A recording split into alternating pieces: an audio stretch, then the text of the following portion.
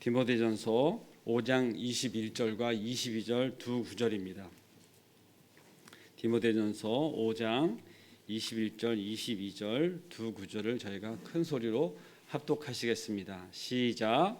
하나님과 그리스도 예수와 택하심을 받은 천사들 앞에서 내가 엄히 명하노니 너는 편견이 없이 이것들을 지켜 아무 일도 불공평하게 하지 말며 아무에게나 경솔히 안수하지 말고 다른 사람의 죄에 간섭하지 말며 내 자신을 지켜 정결하게 하라.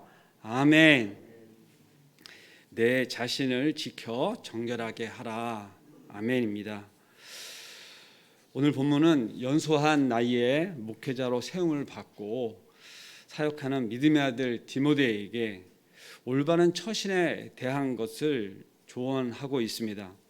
이것은 아버지의 심정으로 사도 바울이 아들에게 교훈한 것이며 선배 목회자로서 후배 목회자에게 교훈하는 것입니다. 앞서 17절에 교회를 잘 다스리는 장로들에 관하여 기록하고 성도들에게 존경받기 위하여 말씀과 가르침에 수고하는 이들을 주목하고 모범이 되도록 노력함이 어떠한 것인지를 이야기하고 있습니다. 특별히 목사가 말씀을 바르게 전하기 위해서 수고하는 하고 이렇게 표현된 우리나라 말로 수고한으로 번역된 헬라어 원문 코피온테스라고 하는 것은 지쳐 쓰러질 정도로 힘을 소진하는 것, 이렇게 표현하고 있습니다. 목사님이 때로는 한 주간의 설교를 10편 이상 하는 경우들이 있고 때로 신방 예배를 드린다고 할 적에는 그것에 더 얹어져서 말씀을 연구하고 또 그렇게 해야 되는데 그때마다 볼펜으로 이 설교문을 작성하시면서 하시는 모습을 보면 정말 온 힘을 다 들여서 소진하여 한다는 것이 제가 이 주석을 보면서 바로 와 닿아서 헬라어 원문을 이렇게 좀 서로 나누게 되었습니다. 지쳐 쓰러질 정도로 힘을 소진하는 것이라, 수고하는 것이. 그런데 삶의 현장에서, 일터에서 그렇게 예배를 삶으로 드리는 성도님들도 사실 이와 같은 삶을 살아가시는 분들이 많이 계십니다. 쓰러질 정도로 일하시고 댁에 오셔서 저녁 한 술 드시면 바로 그냥 눈부터 감기고 TV 틀어놓고 있어도 언제 자는지도 모르고 눈이 감기고 그렇게들 하시죠. 목사만 그렇게 한다는 것이 아니라 수고한다는 것이 어떤 것인가를 우리에게 말씀하셔서 같이 나누게 됩니다. 목사는 성도들에게 영적인 양식을 풍성히 먹이기 위해 하나님의 말씀을 열심히 연구하고 가르치기에 사력을 다해야 합니다. 당연한 말씀입니다. 근데 이를 위하여 18절 신명기서 25장 4절을 인용하여 말씀하시기를 타작마당에 일하는 소의 입에 망을 씌우지 말고 마음껏 먹이라 하는 말씀으로 18절 말씀은 이어지고 있습니다. 저희가 그것을 잠시 볼까요? 18절 말씀을 제가 읽겠습니다. 성경에 이르렀으되 곡식을 밟아 떠는 소의 입에 망을 씌우지 말라 하였고, 이 말이 무슨 말입니까? 타작마당에서 일을 하고 있는데 소의 망을 씌우지 말라는 얘기는 일하다가 그것이 먹고 싶으면 먹으면서 하라, 그런 얘기입니다. 자, 타작마당에서 일을 하는데 입에 망을 씌우면 어떻게 됩니까? 먹고 싶어도 먹지 못하고 일만 하라는 것이잖아요. 그러니까 이와 같은 말로 표현되어 있어서 이렇게 행하는 지도자들, 수고하니까 먹이는 것을 공급하라, 이러한 뜻으로 설명되고 있습니다. 사도 바울은 이것을 데살로니가전서 5장 12절에서 13절에 말씀하기를 형제들아 우리가 너희에게 구하노니 너희 가운데서 수고하고 주 안에서 너희를 다스리며 권하는 자들을 너희가 알고 그들의 역사로 말미암아 사랑 안에서 가장 귀히 여기며 너희끼리 화목하라, 이렇게 말씀하고 있습니다. 무엇을 이야기하는 겁니까? 목회자와 사역자 간에 서로 돕고 섬기는 것에 대하여 그것을 서로 알고 화목하라, 이것입니다. 성도들은 배불리 잘 먹고 잘 지내고 있으면 한번 먹을 때 우리 목사님은 식사 잘 하시나? 이런 생각 한번 하라는 얘기시죠. 예. 그것이 왜 필요합니까? 말씀 사역에 주력하실 수 있도록 그렇게 교회에서도 또 섬기고 있죠.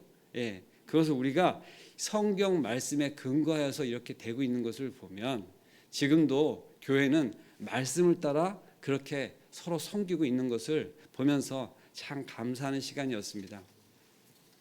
우리가 본문으로 돌아와서 한번 보겠습니다. 첫 구절 보면 하나님과 그리스도 예수와 택하심을 받은 천사 앞에서 이렇게 표현하면서 말씀이 나가는데, 첫 번째 저희가 보아야 될 것은 신중함에 대하여 이야기하고 있습니다. 디모데가 어떻게 해야 된다고요? 신중함에 대해서 이야기하고 있는데, 그 신중함을 어떻게 표현하고 있으면 하냐면 편견 없이 공평하게 교회를 치리할 것과 경솔하지 말 것을 당부하면서 하나님과 그리스도 예수와 택하심을 받은 천사들 앞에서와 같이라고 얘기하고 있습니다. 어떤 뜻입니까? 목자는 성도 앞에서 말씀을 가리키고 교회를 치리하고 있는 것으로 분명히 여러분 서로 마주보고 있는 것 같지만, 분명히 새벽 제단에서도 목사님 말씀하시듯이 하나님 앞에서, 그리고 예수님 앞에서, 그리고 그와 더불어서 택하신 천사들 앞에서 삼중적입니다. 그 예배의 모습을 이렇게 표현하기도 한 것입니다. 너무나 엄숙한 선언이기도 합니다. 그렇게 앞에서 말씀을 전하여야 하니, 그렇게 말씀을 잘 풀이하고 또 그렇게 전해야 되는 것이죠. 잘 전해야 될 뿐만 아니라 그 앞이 얼마나 엄미한 자리이겠습니까? 그러니 그 부담감도 사실상 큰 것입니다. 신중해야 되고 통찰력 있게 다스려야 되는 것이죠. 가능한 한 개인적인 감정과 판단을 배제하고 공정하게 처신하기 위해 노력할 때 사역자들은 성도들에게 그 경솔함에 우를 범하지 않게 됩니다. 하나님 앞에서 하는 것인데 어찌 경솔할 수 있겠습니까? 그런데 22절 상반절은 바울 사도가 디모데에게 그렇게 말씀하신 것에 구체적으로 한 건을 얘기했는데, 뭐냐면 안수함에 있어서 행할 때 이렇게 하라고 하고 계십니다. 함부로 손 벌려서 안수하지 말라는 것이에요. 꼭 필요할 때 이렇게 삼중적인 예배의 자세를 취하고 그 엄미하신 그 상황 가운데 안수할 것을 이야기하고 있습니다. 함부로 목사라고 해가지고 누구의 머리에다 손을 얹고 그렇게 하여서는 안 된다는 얘기입니다. 그런데 이러한 말씀 가운데 구약 시대에 다른 사람의 머리에 손을 얹는 것을 저희가 예를 볼 수가 있는데, 하나님께로부터 특별한 축복권을 부여받은 자들이 할 수 있었던 것이고 매우 거룩하고 경건한 의식으로 거행된 것을 우리가 알 수 있습니다. 신명기서 34장 9절에 보면 모세가 눈의 아들 여호수아에게 안수하였으므로 그에게 지혜와 영이 충만하니. 아멘입니다. 자, 무엇을 하였습니까? 모세에게 하나님께서 주신 것을, 그 은사와 기름 부음을 누구에게? 여호수아에게. 언제? 신명기서 34장 9절은 거의 마지막 단계에 연세가 120세, 아마도 죽기 직전 그런 상황 가운데 고별 설교 가운데 나오는 말씀입니다. 이제 내가 다 하였다. 이제 네가 이것을 맡아서 하여야 한다. 무엇을? 그 출애굽한 그 많은 무리 이스라엘 민족을 이제 어떻게 전쟁터 가운데 나가기 위하여 그에게 모든 힘을 다 사력을 다하여 그에게 안수한다고 하는 것입니다. 그러니 어떻게 함부로 손을 뻗어서 안수하여 기도할 수 있겠습니까? 목회자가 그렇게 하여야 할 때에는 정말 모든 것을 다 쏟을 뿐만 아니라 나의 문제가 아니라 민족의 문제고 하나님 나라의 문제를 당부하면서 그런 자리에서 일어날 수 있는 일입니다. 그런데 이 안수 받는 것에 대하여, 안수하는 것에 대하여 목회자에게만 그렇게 말씀하시는 것이 아니라 받는 자에게도 분명히 그것을 사력 있게 받도록 하는 것입니다. 목사님, 저 위에서 기도해 주세요 할 때 우리는 이렇게도 할 수 있습니다. 기도는 본인이 기도를 해야 되는 건데 왜 타인에게 기도를 구하는가? 왜 목사에게 기도를 구하는가? 이러한 안수권에 대한 축복권이 있는 것을 우리가 알고 사실은 그의 권위 앞에 우리의 어떤 인간적인 존경이나 이러한 것으로 하는 것이 아니라 하나님이 주신 축복권에 관하여서 그것을 인정함으로, 권위를 인정함으로 그렇게 기도 부탁을 하는 것이기도 합니다. 그런데 그 중요한 것은 그것을 남발하지 말라, 아무에게나 그것을 원하지 말라 하는 것입니다. 좀 신유의 어떤 은사가 있는 곳이 있다 그러면 쫓아다니고, 그리고 또 예언의 뭐 은사가 있어서 뭘 잘 맞춘다 하면 또 쫓아다니고, 그러면서 그렇게 쫓아다니다 이단에 빠지고 그러는 것입니다. 최소한 우리 교회 가운데 지금 이 새벽저당 가운데 기도하러 올라오신 우리 성도님들은 이러한 문제는 없으신 줄로 믿습니다. 그런데도 불구하고 말씀을 나누는 것은 우리가 다급하면, 급해지면, 믿는 마음에 어떻게 기도라도 한번 받고 자 이것을 해결받고자 하는 마음에서 그렇게 할 수 있지요.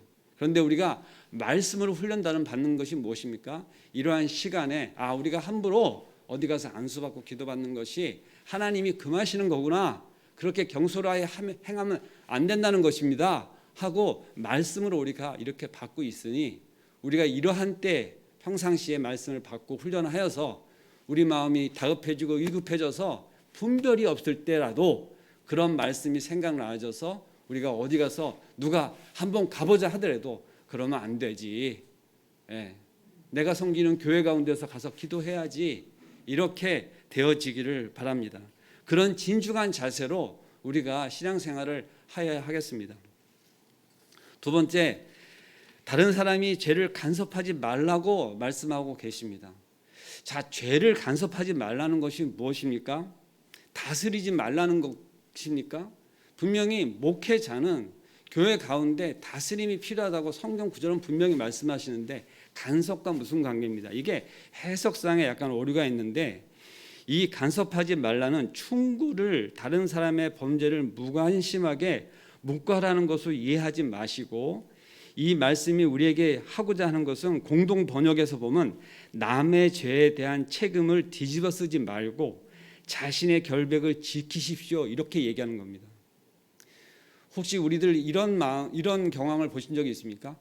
싸움 말리다가 휘 몰려서 같이 누가 누구와 말리는 자가 없이 뒤섞여버리는 경우를 보신 적이 있습니까? 드라마 같은 데서 보면 있습니다. 그러한 과정에 들어가지 말라는 것입니다. 그런데 그런 주먹 다짐 싸움질 하는 것에만 해당되는 것이 아니라 말로 서로 간에 갈라져서 으르렁거리고 있는 그런 가운데 그가 사이에 목회자가 들어가서 그것을 저울질하면서 판단할 때 잘못하면 누구의 편을 들게 되기가 쉽습니다. 그렇기 때문에 이 죄의 관계에 대해서 함부로 끼어들지 말라는 얘기입니다. 그것을 내가 판단해 줄게, 네가 옳고 네가 그러다, 이런 식으로 하지 말라는 것입니다. 그렇게 되다 보면 옳다고 하는 편에 서게 되고 한쪽 편에는 반대가 되어지기 때문에 이러한 과정에 그렇게 간섭하지 말라는 것입니다. 그럼 무엇을 얘기하는 것입니까? 더 기도하고 이것이 하나님 가운데 벌어진 일 가운데 분별할 수 있도록 더 신중하여야 되는 것을 말씀하고 계시는 것이죠. 그래서 사역자의 조언은 분명히 필요한 경우들이 많이 있지만 함부로 나서거나 함부로 간섭하지 말라고 하는 것입니다. 예수님께서도 마태복음 7장 1절 2절 말씀에 비판을 받지 아니하려거든 비판하지 말라. 너희의 비판은 그 비판으로 너희가 비판받을 것이요 너희의 헤아리는 그 헤아림으로 너희가 헤아림을 받을 것이니라 하여 죄를 지적하는 것이 자칫 비판으로 여겨질 수 있고 그런 관계로 인하여 무엇이 깨지냐? 교회가 깨질 수 있다는 얘기입니다. 교회가 깨지는 일을 보면 서로 옳다 하면서 반으로 갈라지고 셋으로 갈라지는 것입니다. 서로 옳다는 것이 대립을 할 때 갈라지죠. 한쪽이 옳고 한쪽이 그러면 오른쪽으로 가게 되어 있습니다. 근데 뭡니까? 서로 옳다고 주장하는 가운데 있는 것이죠. 거기에 목회자가 함부로 손을 들어주거나 이렇게 해서는 안 된다는 얘기입니다. 그만큼 중요한 것을 디모데에게 이야기 몇 마디 안 되는 조언 가운데 신중하라, 간섭하지 말라 이렇게 얘기하면서 마지막입니다. 자신을 지키라고 이야기하고 있습니다. 특별히 자신을 정결케 하는 것을 지키라고 이야기하고 있습니다. 디모데에게 정말로 강구하는 말입니다. 주께서도 이 부분에 대해 마태복음 7장 3절 4절에 보면 어찌하여 형제의 눈 속에 있는 티는 보고 내 눈 속에 있는 들보는 깨닫지 못하느냐. 보라, 내 눈 속에 들보가 있는데 어찌하여 형제에게 말하기를 나로 내 눈 속에 있는 티를 빼게 하라 하겠느냐. 이렇게 말씀하십니다. 먼저 무엇을 보라고요? 내가 정결치 않아요. 내 눈에 무엇이 들어가 있어요? 바로 볼 수가 없죠. 그런데 내 것은 보지 못하고 남의 것을 본다. 결국 목회자가 먼저 하나님 앞에서 정결케 되는 것을 날마다 구하지 아니하면 그 위치가 깊이, 아니 정말 심히 위험한 자리에 있는 것입니다. 기준이 올바르지 않은 상태에서 그 축이 잘못되어 있는데 어디 누구에게 그것이 오른편에 있다 왼편에 있다 이야기할 수 있겠습니까? 본인이 중심에 서 있지 않은데 좌우를 어떻게 가리고 앞뒤를 가리겠습니까? 그래서 목회자는 더욱더 그 말씀 가운데 하나님 뜻 가운데 중심을 잡기 위하여 정말 분투에 분투를 하지 아니하면, 기도에 기도를 하지 아니하면 언제 넘어질지 모르는 그런 사단의 위험 가운데 있는 것입니다. 그것을 위하여 정말 성도님들께서는 목회자들을 위하여, 특별히 담임 목사님 위해서 정말로 기도해 주셔야 됩니다. 분명히 인간적으로 연약한 자입니다. 그것을 우리가 알아요. 목사도 사람이지 이렇게 말은 잘하는데 목사가 넘어지는 일이 있을 때 바로 우리는 이렇게 정죄합니다. 목사가 그러면 돼? 그 얘기하기가 더 빨라요. 제가 그랬어요. 제가 집사 직분이 있을 때 그랬었습니다. 남 얘기할 것 없는데 왜 지금 이 말씀을 할 때 이렇게 예를 들냐면 그때 생각이 갑자기 또 나서 말씀을 마무리하겠습니다. 정말 성도들이 범사에 정말 심중해야 되고, 그리고 그렇게 언행에 경솔하지 않기 위해서 목사가 먼저 그것을 본이 되어지라 하는 얘기고, 그렇게 되어질 때 성도와 함께 그 교회 가운데 그것들이 쌓여져 가고, 정말 일회교회 성도들은 달라. 정말 무슨 일이 생기면 서로 일을 해결함이 달라, 대처함이 달라, 정말 기도가 정말 달라 하는 이야기를 들을 수 있을 것입니다. 저는 일회교회가 너무 감사한, 저에게 정말 지금 저에게는 둘도 없는 교회 아니겠습니까? 전도사로 섬기고 있다 보니까 말씀을 드리기도 하는 것인데, 저는 이 새벽에 올라올 때, 이 기도회로 올라오시는 성도님 볼 때 정말 감사하는 마음으로 새벽에 저도 올라옵니다. 아마 저희 목사님께서도 새벽에 올라오실 때마다 말씀을 들고 올라오실 때 그러한 마음으로 올라오셔서 정말 이 어려운 세상 가운데 살아가는 성도님들 새벽에 하나님 말씀 붙잡고 세상 가운데 나가 승리하기 위해서 어떻게 섬기실지 사실 올라올 때마다 더 새삼스럽게 느껴집니다. 지금 휴가를 출발하셔서 이 우중을 뚫고 아마 어디를 좀 다니실 텐데, 얼마나 많은 묵상을 하시고 또 하나님과의 대화를 하시고 또 영육 간의 강건함을 위해서 또 심신을 이렇게 다스리시겠습니까? 저희가 분명히 잘 돌아오실 수 있도록 기도해 주시기 바랍니다. 이것이 아비의 마음을 가진 사도 바울이 글로서 넘긴 이 디모데 전서를 보면서 저희 성도들이 서로 어떻게 하라고요? 위하라. 그를 알고 그를 위하라. 그렇게 말씀하고 계시니 말씀대로 저희는 기도할 뿐입니다. 그렇죠? 아멘입니다. 기도하겠습니다. 사랑과 은혜가 충만하신 하나님 아버지 감사합니다. 이래 교회 가운데 귀한 목사님 주셔서 아버지 저에게 늘 말씀으로 아버지 양육받게 하시고, 오늘 이 시간 저희 특별히 디모데전서를 묵상하며 목회자가 성도들과 어떤 관계 속에서 섬겨야 될지, 특별히 어떻게 자기 자신을 지켜야 할지를 아버지 말씀하고 계십니다. 저희들이 어떻게 또 기도로 섬겨야 될지, 이 교회 가운데 함께 좋은 화목을 이뤄야 될지 오늘 말씀해 주시니 감사합니다. 저희가 더욱더 담임 목사를 위해서도 기도하고 교회를 위해서 기도하는 성도가 되어야 되겠습니다. 아버지, 오늘 하루도 저희가 교회 가운데 나와 새벽에 제단을 쌓고 말씀을 받습니다. 오늘 하루 이 말씀을 붙잡고 나가 세상 가운데 승리할 수 있도록, 그리고 우리가 돌아와 아버지 말씀 가운데 살아서 이렇게 승리했다고 간증하는 삶이 되어질 수 있도록 우리를 붙잡아 주시옵시고 함께하여 주시옵소서. 감사할 때 예수님의 이름으로 기도드리옵나이다. 아멘. 자, 교회를 위해서, 그리고 지금 출타적인 담임 목사님을 위해서, 또 이 세상 가운데 섬기고 있는 많은 사역자들 위해서, 또 그런 사역자들 특별히 부르심을 받아 세계 열방 가운데 나가 있는 선교사님들 위해서 저희가 그 교회를 위해서, 열방의 교회를 위해서 함께 기도하는 시간 갖도록 하겠습니다. 기도하시겠습니다.